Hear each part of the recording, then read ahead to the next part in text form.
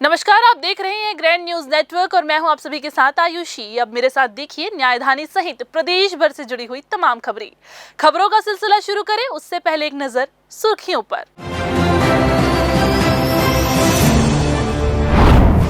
बिलासपुर में लागू हुई भारतीय नागरिक सुरक्षा संहिता की धारा 163। अब खुले में मवेशी छोड़ना पड़ेगा भारी, होगी सजा और जुर्माना। सिम्स में एक माह में सर्पदंश के 142 मामले दर्ज, झाड़ फूक से दूर रहे, समय पर कराए अस्पताल में इलाज।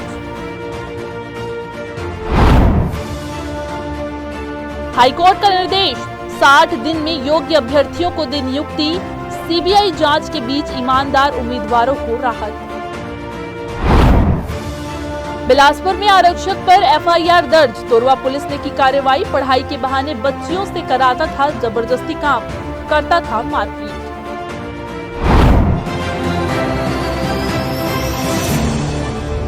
तो ये थी आज की सुर्खियां और अब खबरें विस्तार से।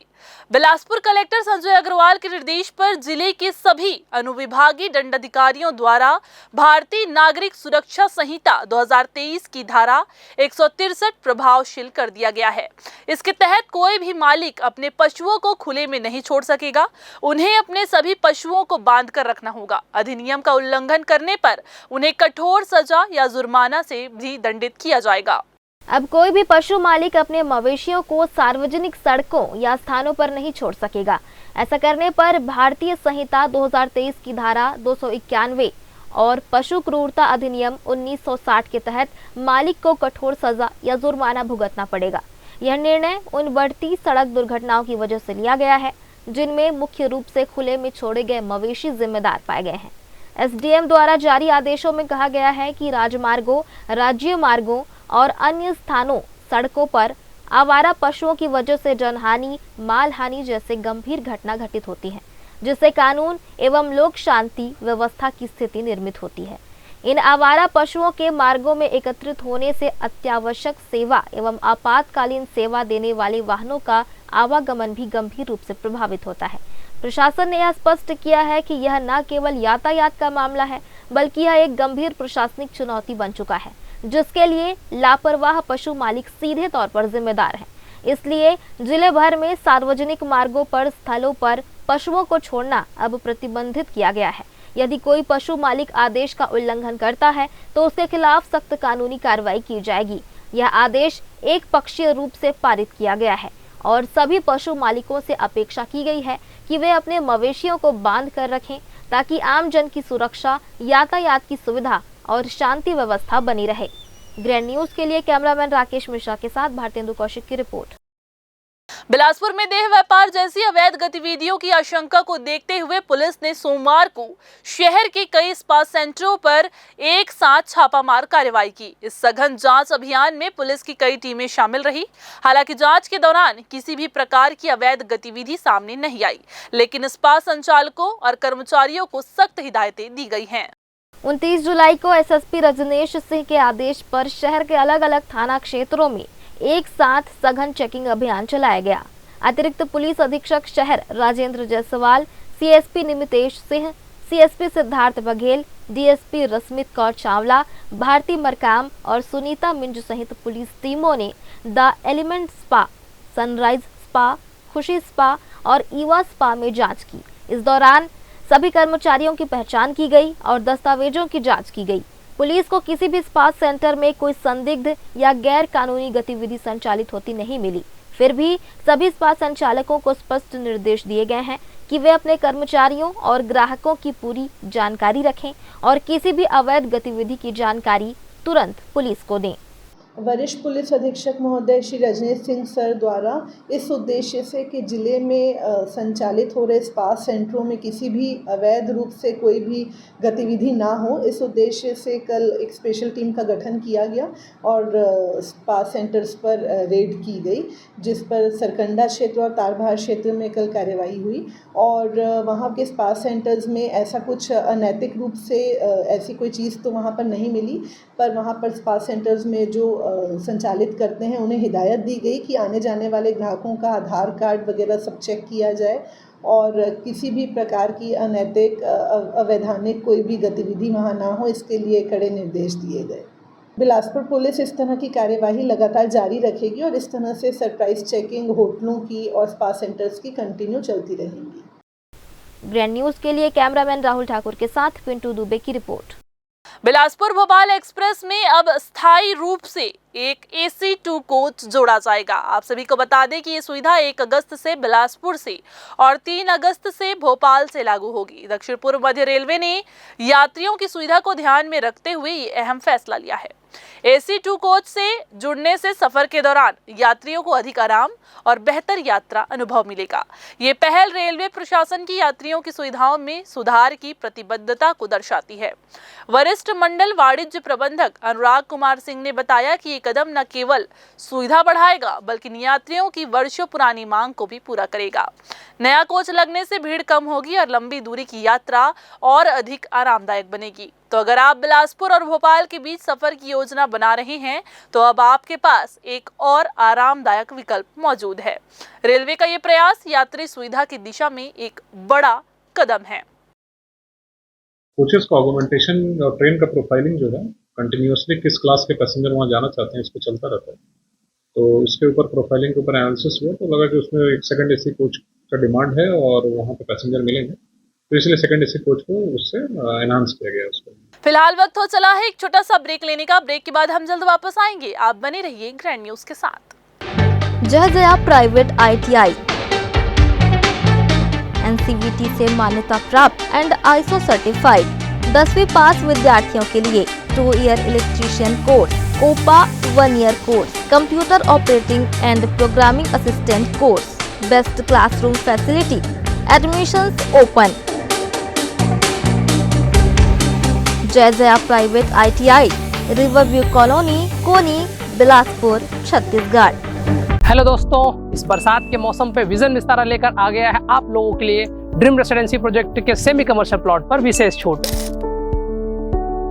ये उन लोगों के लिए है जो खुद के बिजनेस का सपना देखते हैं, चाहे वो कोचिंग हो, क्लिनिक हो, स्मार्ट रिटेल का बिजनेस हो, हर बिजनेस के लिए स्पॉट रेडी। प्लॉट एक, फायदे अनेक। घर बनाओ तो स्कूल पास और दुकान खोलो तो कस्टमर पास। अभी सेमी कमर्शियल प्लॉट अवेलेबल है पर ज्यादा दिन तक नहीं। आज ही संपर्क करें विजन विस्तारा को और ऑफर का लाभ उठाएं।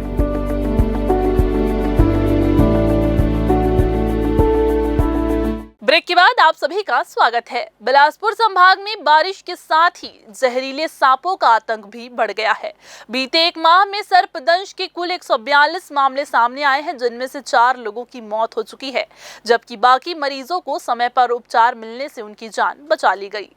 स्नेक बाइट के सभी मरीजों को इलाज के लिए सिम्स अस्पताल लाया जा रहा है, जहां विशेषज्ञ डॉक्टरों की टीम उनका त्वरित इलाज कर रही है।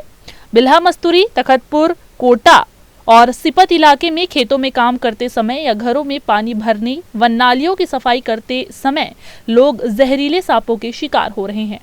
मेडिकल रिपोर्ट के अनुसार पीड़ित 142 मरीजों में से अधिकांश की उम्र 12 से 60 वर्ष के बीच रही। यहाँ पर ज़्यादातर केस रिफरल के आते हैं सर्पदंश से, और 1 या 2 केस प्रतिदिन लगभग ज़्यादातर कोरबा और पेंड्रा गौरेला से आए हुए हैं। यहाँ पर केसेस सर्पदंश के केस आए हैं। कुछ कॉम्प्लिकेटेड केस भी आए हैं, ज़्यादातर हमारे पास कॉम्प्लिकेटेड केस आते हैं। उससे जो भी उसके लिए ज़रूरी चीज़ें हैं, कई पेशेंट किडनी फेलियर में चले जाते हैं, जो ब्रेन जिनका इंजरी होता है उसको ज़रूर हम नहीं बचा पा रहे हैं, पर ज़्यादातर केसेस को हम लोग बचा ले रहे हैं। उसके लिए जो भी लगता है एंटीवीनम वो पर्याप्त मात्रा में हमारे पास उपलब्ध है। बस एक ही आपके माध्यम से बोलना चाहूँ कि सांप यदि काटा है किसी को, चाहे वो पॉइजनस हो या नॉन पॉइजनस हो, वो तुरंत जो भी नियरेस्ट हॉस्पिटल है वहाँ पहुँच जाए, उससे पूर्णतः बचा जा सकता है। लेकिन यदि थोड़ा सा भी डिले हुए तो उसमें जान भी जा सकती है। सिम्स प्रबंधन ने बताया कि सर्पदंश के 90% मामलों में मरीजों की जान बचाई जा रही है। डॉक्टरों और स्टाफ को बारिश पूर्व विशेष रूप से सर्पदंश प्रबंधन का प्रशिक्षण दिया गया है। उन्होंने कहा है कि सर्पदंश में झाड़ फूंक के फेर में ना पड़कर अस्पताल जरूर जाएं, जहां उनकी जान बचाई जा सकती है। कैमरामैन राकेश मिश्रा के साथ भारतेंदु कौशिक की रिपोर्ट। बिलासपुर के सिम्स अस्पताल में एंटी रेबीज का वैक्सीन लगवाने के लिए मरीजों की लंबी कतारें लग रही है। यहां हर दिन 60 से 70 मरीजों को रेबीज का टीका लगाया जा रहा है। अब हालात ये है कि अस्पताल में इतनी बड़ी मरीजों की तादाद बढ़ने की वजह से एंटी रेबीज टीका खत्म होने की कगार पर है। वैसे सिम्स अधीक्षक ने बताया है कि उनके पास टीके की कमी नहीं है, भरपूर मात्रा में स्टॉक है। जिले में पिछले 3 महीने से रेबीज का इंजेक्शन लगवाने वाले लोगों की संख्या कम नहीं हो रही। सामान्य दिनों में जहां इंजेक्शन रूम में 10 से 15 लोगों को यह इंजेक्शन लगाया जाता था, वह संख्या अब 4 गुना से अधिक हो गई। सुबह से ही कक्ष के बाहर मरीजों की लंबी भीड़ लग रही है। स्वास्थ्य विभाग के अनुसार अधिकतर पीड़ित शहरी इलाकों से आ रहे हैं और उनमें बच्चों की संख्या ज्यादा है। विशेषज्ञों का मानना है कि बारिश के समय कुत्तों को भोजन और सुरक्षित ठिकानों की कमी होती है। यही वजह है कि वे आक्रामक हो जाते हैं। इसके अलावा यह उनका प्रजनन काल भी होता है, जिससे भी वे अधिक संवेदनशील और हिंसक हो जाते हैं। अभी क्या है, इनका एक सीजन चलता है जुलाई में। डॉग्स का जो डोमेस्टिक डॉग्स रहते हैं इस समय और थोड़ा सा एग्रेसिव हो जाते हैं वो लोग। ये जब इनका पीक सीजन रहता है उस समय वो लोग कुछ एग्रेसिव होते हैं। तो आप इवन देखे भी होंगे कहीं डोमेस्टिक जितने बहुत सारे डॉग्स हैं, जो मोहल्ले में किसी कॉलोनी में जाएंगे तो उसमें खासकर जो मॉर्निंग वॉक में रहते हैं उन लोगों को, या तो फिर रात में जो चलते हैं उन लोगों पे अटैक करते हैं लोग। तो अभी बहुत ज़्यादा केसेस बढ़े हैं पहले की अपेक्षा। मैं पिछले 6 महीने की बात करूंगा तो 6 महीने की अपेक्षा रेगुलरली हर महीना हम असेसमेंट करते हैं, उसमें कुछ संख्या बढ़ी है। इसको हमने सूचना नगर निगम को भी एक बार दिया हुआ है कि जो डॉग बाइट के केसेस बढ़ रहे हैं। सभी अस्पतालों में, जितने भी शासकीय अस्पतालों में सभी जगह पर्याप्त मात्रा में एंटी रेबीज इंजेक्शन अवेलेबल है शासन की तरफ से, और वो फ्री ऑफ कास्ट है। इसमें किसी तरह का कोई शुल्क नहीं है। वो इसमें संख्या बढ़ रही है निश्चित तौर पे, और उसके इलाज तो है, लेकिन अपन को ना काटे इसकी व्यवस्था करना है। डॉग बाइट के बढ़ते मामलों के बीच एंटी रेबीज वैक्सीन की मांग में भी भारी इजाफा हुआ है। फिलहाल सिम्स और जिला अस्पताल में वैक्सीन का स्टॉक सीमित मात्रा में उपलब्ध है। अस्पताल प्रशासन का कहना है कि CGMSC से लगातार इंजेक्शन सप्लाई किया जा रहा है। पिछले वर्ष भी इसी प्रकार के आंकड़े देखने को मिले थे, लेकिन पिछले 1 सप्ताह से कुत्तों के काटने के मामलों में अचानक वृद्धि हुई है। ग्रैंड न्यूज के लिए कैमरामैन राकेश मिश्रा के साथ भारतेंदु कौशिक की रिपोर्ट। बिलासपुर में लगातार बारिश के कारण यहां जल भराव की स्थिति बनी हुई है। वहीं मौसमी बीमारियों का प्रकोप भी तेजी से बढ़ रहा है। मलेरिया, डायरिया, वायरल फीवर और टाइफाइड के मरीजों की संख्या में भी इजाफा हुआ है। सिम्स, जिला अस्पताल और निजी क्लिनिकों में बुखार, उल्टी दस्त व त्वचा रोग से ग्रसित सैकड़ों मरीज रोजाना पहुंच रहे हैं। डॉक्टरों के अनुसार जमा पानी में मच्छरों के पनपने से बीमारियां फैल रही है। स्वास्थ्य विभाग अलर्ट मोड में है और लोगों को सतर्क रहने की अपील भी की गई है। रोग विशेषज्ञों ने सलाह दी है कि साफ पानी पिए, स्वच्छता का ध्यान रखें और मच्छरों से बचाव करें। लगातार बुखार या अन्य लक्षण दिखे तो तुरंत डॉक्टर से संपर्क करें। बरसात के मौसम में लापरवाही गंभीर रूप ले सकती है, इसलिए सतर्क रहना बेहद ही जरूरी है। मौसमी बीमारी में ज़्यादातर हम एक्सपेक्ट करते हैं कि डायरिया के केसेस आते हैं, डेंगू के केसेस आते हैं, मलेरिया के केसेस आते हैं। कुछ जगहों से कुछ मलेरिया के केसेस नोटेड हो रहे हैं, बहुत ज़्यादा में नहीं है, और मिक्स टाइप का आ रहे हैं। कुछ डेंगू केसेस भी रिपोर्टेड हुए हैं, लेकिन वैसा जैसे एपिडेमिक होता है उस तरह से नहीं है। डायरिया के केसेस भी 2-3 जो अलग अलग जगह के आते हैं, एपिडेमिक टाइप के नहीं हैं। तो और ऐसा कोई सीवियर फॉर्म में नहीं है, लेकिन मौसमी का जिस मौसम में रहता है उसमें एक बीमारियां तो कुछ आते हैं। सामान्यतः बाकी समय में वो बिल्कुल नहीं आते, लेकिन इस समय कुछ मलेरिया के केसेस, कुछ डेंगू के कुछ केसेस, बहुत मतलब 2-3 दिन में एक आध केसेस आ गए। बहुत ज़्यादा मात्रा में नहीं है, लेकिन फिर भी अपने को बचाव करना है, क्योंकि अभी बारिश हुआ है। अब पानी की इकट्ठा होगा, पानी जहाँ पर इकट्ठा होगा वहाँ पर जो भी मलेरिया है पनपेंगे, डेंगू के लिए जो कीटाणु है पनपेंगे, और खासकर जो स्टेगनेंट वाटर रहता है उसमें पीने का, जैसे साफ पानी नहीं पिया वो वाटर जाके कंटामिनेशन करता है जो वाटर सप्लाई रहता है उसमें, तो उसको जो भी मेथड है उसको प्योरिटी करके पिएं। और सबसे हमारा जो पुराना मेथड है कि जैसे घर में हम लोग उसको उबाल लेते हैं बारिश के समय, कोई से चाहे कुआं से लाएं या फिर नल से लाएं लेके आए, उसको उबाल के उसको ठंडा कर लेते हैं, उसके बाद पीते हैं। तो बेसिकली उसको उसमें प्रिवेंशन के तौर पे कर सकते हैं। और आसपास यदि कहीं पर पानी इकट्ठा हो रहा है तो इकट्ठे ना होने दें। और कुछ नगर निगम के द्वारा भी यदि है तो उनको सूचित करने से वो लोग भी आके उसको ट्रीटमेंट करते हैं कि यदि कोई पानी इकट्ठा हो गया है तो। फिर से वक्त हो चला है एक छोटा सा ब्रेक लेने का। ब्रेक के बाद हम जल्द वापस आएंगे। आप बने रहिए ग्रैंड न्यूज के साथ। जय प्राइवेट ITI NCVT से मान्यता प्राप्त एंड ISO सर्टिफाइड 10वीं पास विद्यार्थियों के लिए 2 year electrician course, OPA 1 year course, computer operating and programming assistant course, best classroom facility, admissions open. जय private ITI, river view colony, Koni, Bilaspur, Chhattisgarh. Hello दोस्तों, इस बरसात के मौसम पे विजन विस्तारा लेकर आ गया है आप लोगों के लिए ड्रीम रेसिडेंसी प्रोजेक्ट के सेमी कमर्शियल प्लॉट पर विशेष छूट। ये उन लोगों के लिए है जो खुद के बिजनेस का सपना देखते हैं, चाहे वो कोचिंग हो, क्लिनिक हो, स्मार्ट रिटेल का बिजनेस हो, हर बिजनेस के लिए स्पॉट रेडी। प्लॉट एक, फायदे अनेक। घर बनाओ तो स्कूल पास और दुकान खोलो तो कस्टमर पास। अभी सेमी कमर्शियल प्लॉट अवेलेबल है, पर ज्यादा दिन तक नहीं। आज ही संपर्क करें विजन विस्तारा को और ऑफर का लाभ उठाएं।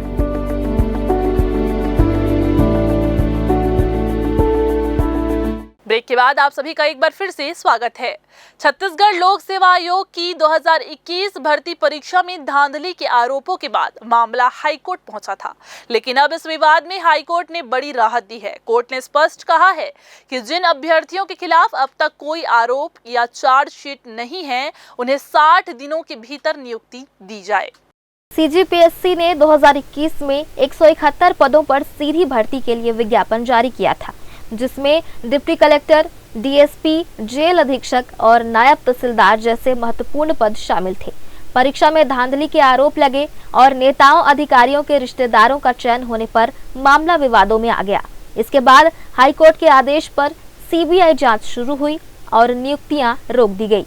CBI जांच के चलते नियुक्तियों पर रोक का सीधा असर उन 60 से अधिक योग्य और बेदाग अभ्यर्थियों पर पड़ा, जिनका चयन पूरी तरह मेरिट के आधार पर हुआ था। इन अभ्यर्थियों ने हाई कोर्ट में याचिका लगाई। कोर्ट ने राज्य सरकार के तर्कों को खारिज करते हुए कहा, सिर्फ कुछ पर आरोप होने से पूरी सूची को अस्वीकार नहीं किया जा सकता। अब इन अभ्यर्थियों को 60 दिन में नियुक्त करने के निर्देश दिए गए हैं, लेकिन यह नियुक्तियां CBI जांच और कोर्ट के अंतिम फैसले के अधीन रहेगी। ग्रैंड न्यूज के लिए कैमरामैन राहुल ठाकुर के साथ पिंटू दुबे की रिपोर्ट। छत्तीसगढ़ हाईकोर्ट ने नाबालिग से दुष्कर्म के मामले में पॉक्सको कोड से दोषी को मिली 7 साल की सजा को बरकरार रखा है। आरोपी द्वारा दायर की गई अपील को हाईकोर्ट ने खारिज करते हुए निचली अदालत के फैसलों को पूरी तरह से न्यायोचित ठहराया है। चीफ जस्टिस रमेश सिन्हा की बेंच ने अपने आदेश में कहा है कि डॉक्टर की शिकायत, पीड़िता की गवाही और अन्य सबूत इस बात की पुष्टि करते हैं कि आरोपी ने नाबालिग के साथ जबरदस्ती शारीरिक संबंध बनाए, उसे धमकाया और ब्लैकमेल किया। इस घिनौनी हरकत के बाद पीड़िता गर्भवती हो गई थी और 7 माह के एक मृत बच्चे को जन्म दिया। इस मामले में डॉक्टर की रिपोर्ट और गवाहों के बयान के आधार पर केस दर्ज किया गया था। इधर पुराना हाईकोर्ट के पास स्थित बिल्हा विकास खंड शिक्षा कार्यालय की जर्जर इमारत की फॉल सीलिंग और छज्जा गिरने से विभाग को हजारों रुपयों का नुकसान पहुंचा है। कार्यालय खुलने से पहले ही खंड शिक्षा अधिकारी के कक्ष का फॉल सीलिंग और छज्जा भरभरा कर गिर गया। मौके पर कोई मौजूद नहीं था, इसलिए किसी प्रकार की जनहानि का सामना विभाग को नहीं करना पड़ा, लेकिन घटना ने विभाग और जर्जर भवन की नाजुक स्थिति पर कई गंभीर सवाल खड़े कर दिए हैं। बिल्हा विकास खंड शिक्षा अधिकारी कार्यालय कक्ष का फॉल सीलिंग और छज्जा भारी बारिश के कारण गिर गया है। विभागीय अधिकारियों के मुताबिक पुराना हाई कोर्ट के पीछे स्थित कार्यालय भवन बहुत पुराना है। भवन की स्थिति बहुत दयनीय है। कभी भी कोई बड़ा हादसा होने से इनकार नहीं किया जा सकता है। इस विषय में जिला लिपिक संघ के पदाधिकारियों ने बताया कि ये घटना करीब 15 जुलाई की है, जब कार्यालय बंद था। उन्होंने बताया कि इससे पहले भी कई बार भवन की जर्जर हालत को लेकर शिकायत की गई थी। लेकिन प्रबंधन ने इस ओर ध्यान नहीं दिया। उनका कहना है कि यदि जल्द मरम्मत नहीं हुई तो कर्मचारियों का कामकाज और सुरक्षा दोनों प्रभावित होंगे। उन्होंने प्रशासन से खंड शिक्षा कार्यालय के स्थानांतरण या मरम्मत की मांग की है। अगर उनकी मांगे पूरी नहीं होती है तो आंदोलन करने को बाध्य होंगे। हमारी से मांग है कि जो कर्मचारी कार्यालय में कार्यरत हैं उनकी पूरी सुरक्षा की जिम्मेदारी जो है वो शासन पर ही रहती है। ऐसे समय में कार्यालय में जो कार्यरत कर्मचारी हैं निश्चित होकर के वो अपने काम को पूर्ण करें और आने वाले समय में यदि ये पूरा नहीं होता है तो संघ भी इस पर शासन को संज्ञान में लाने के लिए ज्ञापन और चरणबद्ध आंदोलन के लिए बाध्य होगी। वर्तमान में बरसात का सीज़न चालू हुआ है और सीज़न चालू होते ही हमारा विकासखंड शिक्षा अधिकारी कार्यालय जो कि हृदय स्थल पुराना हाई कोर्ट की बिल्डिंग के बाजू में संचालित है। कुछ दिन पहले की बात है कि छत जो है ऊपर से जर्जर स्थिति में होने के कारण जो है नीचे गिर गया, जिससे वहाँ पास रखा हुआ कंप्यूटर, प्रिंटर, बहुत सारे भी वस्तु का जो है हानि नुकसान हुआ है। गनीमत है कि उस दिन जो है कोई भी शासकीय अधिकारी कर्मचारी वहाँ पास मौजूद नहीं थे। अगर मौजूद होते तो हो सकता है अप्रिय घटना घटित हो जाती। तो वहाँ के और भी जो कमरे हैं उसको देखा जा सकता है कि क्रैक हो गया है। अभी की स्थिति में ऐसा है कि जैसे बारिश जो है बढ़ते जाएगा तो हो सकता है किसी भी दिन अगर कोई घटना हो गई तो इसका जवाबदार कौन होगा। जिला शिक्षा अधिकारी ने बताया कि बिल्हा विकास खंड शिक्षा कार्यालय का छज्जा गिरा है। घटना के समय कोई विभागीय अधिकारी या कर्मचारी मौजूद नहीं था। फॉल सीलिंग के गिरने से 2 कंप्यूटर, 1 प्रिंटर, 2 फर्नीचर, टेबल, कुर्सी और कांच को नुकसान हुआ है। उन्होंने आश्वासन दिया है कि कलेक्टर के समक्ष आवेदन पेश कर मरम्मत का कार्य शीघ्र ही शुरू किया जाएगा। साथ ही उन्होंने कहा है कि अटल विश्वविद्यालय का कुछ भवन खाली है। हम कलेक्टर से मांग करेंगे कि बिल्हा विकास खंड कार्यालय का मरम्मत किया जाए। इस दौरान कार्यालय का संचालन विश्वविद्यालय भवन से किया जाएगा। अभी बरसात का सीजन है जिसके कारण सीलन आ जाती है। सीलन होने से वजन भी बढ़ जाता है। उसमें एस्बेस्टॉस लगा हुआ था। सीलन बढ़ने के कारण वो अचानक गिर गया, जिसमें एक कंप्यूटर डैमेज हुआ है और थोड़ी सी क्षति उसमें प्रिंटर में हुई है। ये जानकारी बीओ से प्राप्त हुई मुझको। तो इस स्थिति में वहीं पर और है जिसमें अटल यूनिवर्सिटी भी चल रहे थे, तो वहाँ पर भी 2-1 कमरे को उन्होंने अभी रखा हुआ है। तो निवेदन करेंगे कलेक्टर साहब के माध्यम से कि वो जो है हमको मिल जाए और कार्यालय सुचारू रूप से चले। इसी तरह से मान लो कहीं पर कुछ फंड भी मिल जाते हैं उनको तो अच्छी बात होगी, रिपेयर करवा लें और करवाने के बाद कार्यालय को सुचारू रूप से चलाने का प्रयास करें। इस घटना ने शिक्षा विभाग में भवन सुरक्षा और रखरखाव की अनदेखी को उजागर कर दिया है। मानसून के इस दौर में पुराने और कमजोर भवनों की सुरक्षा सुनिश्चित करना प्रशासन की प्राथमिकता बननी चाहिए। अधिकारी भी मानते हैं कि भवन की मरम्मत और समय रहते उचित कदम न उठाए जाने पर भविष्य में बड़ा हादसा हो सकता है। कैमरामैन राकेश मिश्रा के साथ भारतेंदु कौशिक की रिपोर्ट। फिर से वक्त हो चला है एक छोटा सा ब्रेक लेने का। ब्रेक के बाद भी जारी रहेंगी खबरें। आप बने रहिए ग्रैंड न्यूज के साथ। जय जया प्राइवेट ITI NCVT से मान्यता प्राप्त एंड ISO सर्टिफाइड 10वीं पास विद्यार्थियों के लिए 2 year electrician course, OPA 1 year course, computer operating and programming assistant course, best classroom facility, admissions open. Jai Jaya private ITI, river view colony, Koni, Bilaspur, Chhattisgarh. Hello दोस्तों, इस बरसात के मौसम पे विजन विस्तारा लेकर आ गया है आप लोगों के लिए ड्रीम रेसिडेंसी प्रोजेक्ट के सेमी कमर्शियल प्लॉट पर विशेष छूट। ये उन लोगों के लिए है जो खुद के बिजनेस का सपना देखते हैं, चाहे वो कोचिंग हो, क्लिनिक हो, स्मार्ट रिटेल का बिजनेस हो, हर बिजनेस के लिए स्पॉट रेडी। प्लॉट एक, फायदे अनेक। घर बनाओ तो स्कूल पास और दुकान खोलो तो कस्टमर पास। अभी सेमी कमर्शियल प्लॉट अवेलेबल है, पर ज्यादा दिन तक नहीं। आज ही संपर्क करें विजन विस्तारा को और ऑफर का लाभ उठाएं।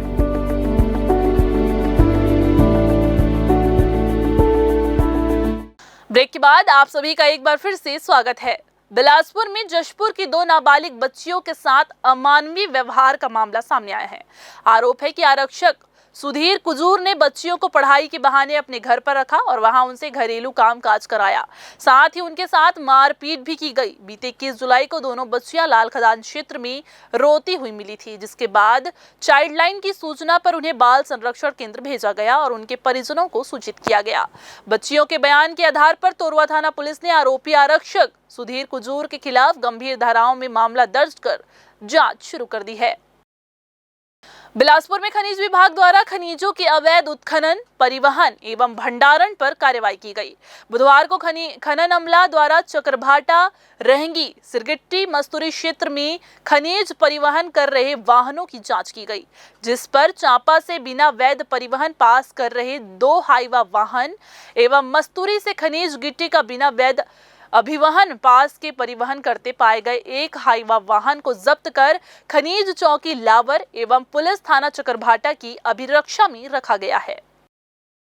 तो ये थी आज की बुलेटिन की तमाम खबरें। अगले बुलेटिन में फिर होगी आपसे मुलाकात। तब तक के लिए पूरी टीम के साथ मुझे दीजिए इजाजत। नमस्कार।